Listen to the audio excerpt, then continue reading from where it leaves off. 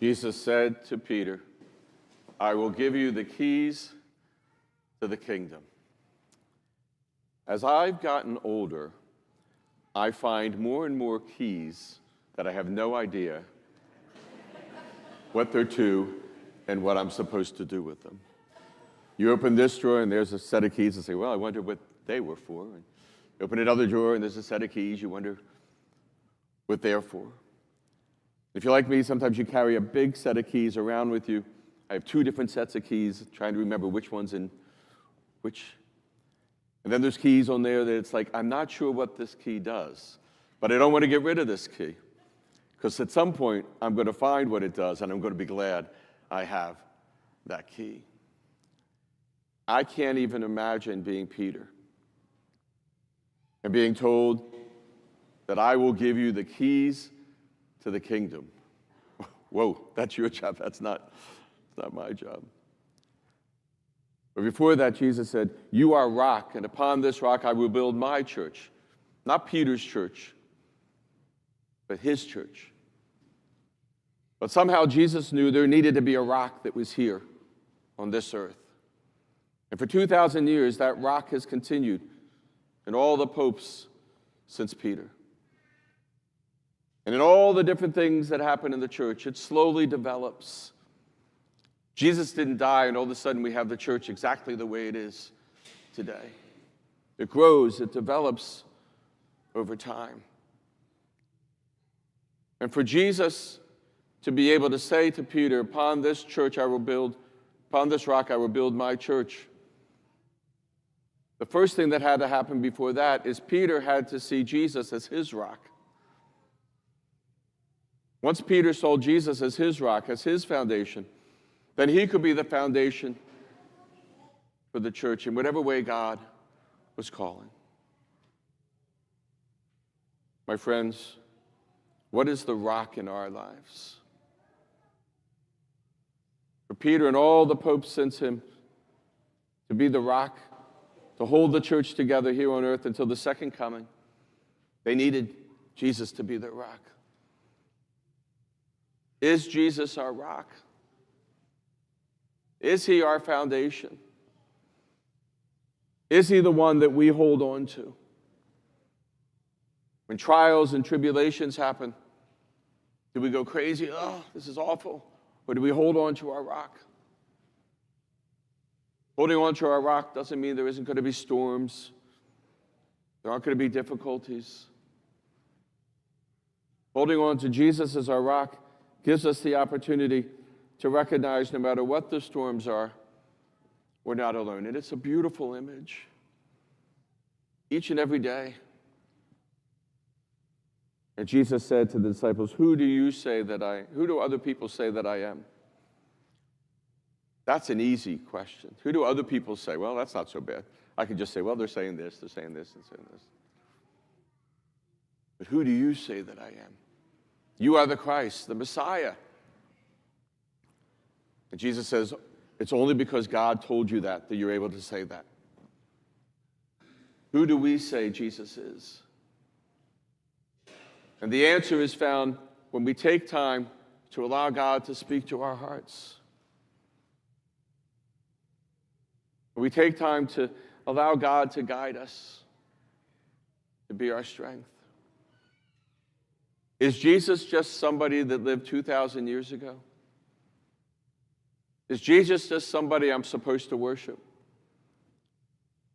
Is Jesus just somebody I go to when I'm having difficulties? Or is Jesus truly my foundation?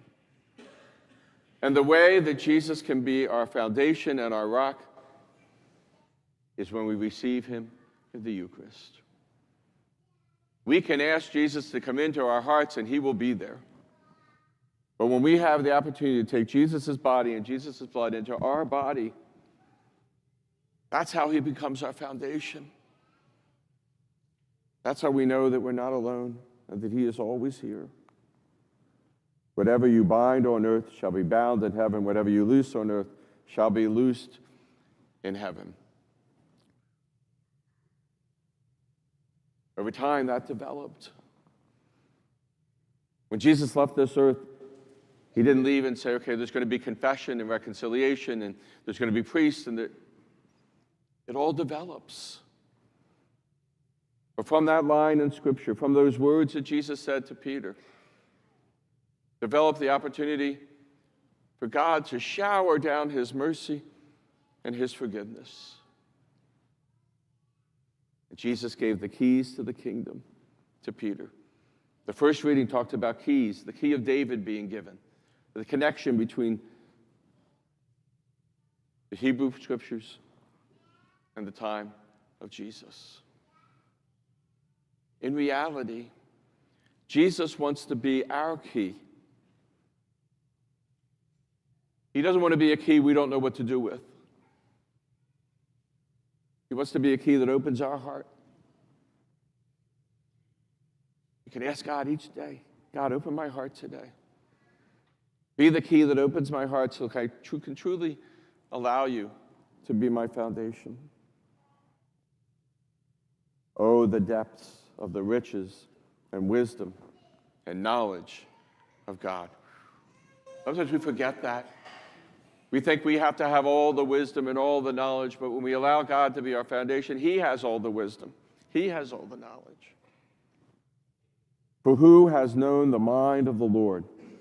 Or who has been his counselor? We try to be God's counselor. You know, God, I think you should do it this way and not that way. We don't know the mind of God. That's faith. Faith is how we come here today and say, Lord, I don't always understand, but I want you to be my foundation. I want to believe that you created this church so that we would be able to know that you are with us, so we'd be able to receive you in the Eucharist. And the popes throughout all of history have been that foundation, that spiritual foundation. The psalm said, Lord, you love is eternal. Do not forsake the work of our hands. He will work with us, not forsake it. All we have to do is allow him.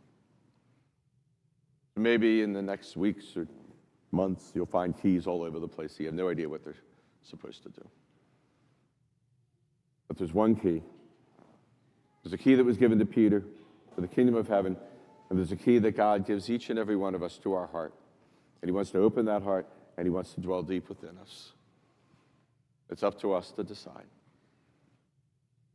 Where we take the chance, where we allow the Lord to be our rock and our foundation, just as Peter did. For Peter to be the rock upon which Jesus built his church, he needed first to allow Jesus to be his rock. The same is true for us. For us to live each day as a people of faith, it all begins with allowing Jesus to be our rock.